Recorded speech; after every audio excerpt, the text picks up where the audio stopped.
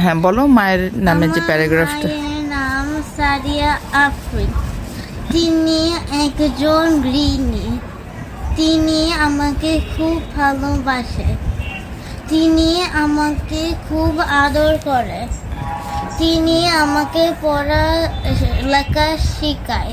তিনি আমাকে রোজে স্কুলে নিয়ে যান।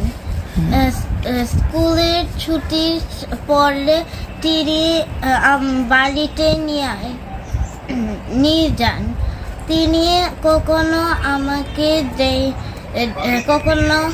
তিনি আমাকে বাইরে ও বাসা খোলা খাবার খেতে দেয় না।